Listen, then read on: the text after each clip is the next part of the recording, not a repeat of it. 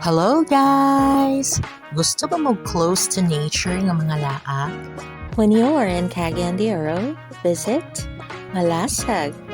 It's just in Cugman, Cagayan de Oro City. Today, I'm gonna introduce to you 5 places na ma-enjoy ninyo sa Malasag, which are very, very close to nature. Sikat kining Malasag guys, before pa na ni sikat ang Guadalupe ug ang Divine Mercy. Mao gid ni siya ang place nga magpenitensya ang mga tao during mahal nga adlaw.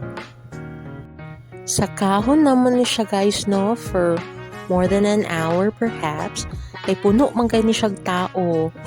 So for many days, starting perhaps Monday, until the whole week is over, magsaka ang mga tao diri during the Holy Week, during a place.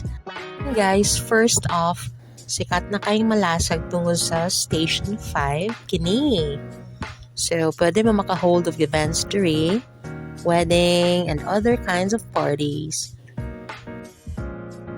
Currently, dili na kayo siya sikat ang Stations of the Cross sa Malasag, especially when the pandemic started. Diri sa Malasag guys, daghan kay office of the government na ay FEBOX, kini mo ning DENR. Mga nitibo mi diri sa Malasag guys no, kay diri man gyud na tao sila mama. So, nitibo ang tawag sa amuan. This is the second place that you can enjoy here, Malasag Gardens. Grabe kasi kat gyapon. Malasag Ecotourism Park. Kana. Kasagara kapag mag-convention ng mga teachers, daha sila mag-convention kay nice man kayong nature tapos luag. Ang ikatulo nga beautiful place nga ma-enjoy ninyo sa Malasag kini, si Elysi. Social kay nga lugar guys no, lami kay mga pagkaon, nice music, this is it. Especially during nighttime, nice king lights. Tapos, kung ipadayon lang na ninyo ng Adalan, it will lead you to Mapawa Eco Park. Nice yapon kaayo. Pawa or Mintugsok Falls. Tapos, kini going to the Centro.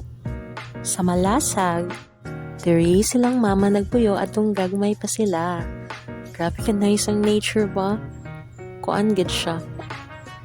Lasang. So, si Lolo nagtrabaho diha as forestry personnel. Magbantay-bantay siya sa forest. And, mauna ni siya ang last na destination. Except sa Mapawa, layo pa to siya. Kini siya ang G Resort. Which, na-develop na gid nila pag maayo. Nice ni guys. I hope you can visit. This is my 3rd time here, and it gets better every time.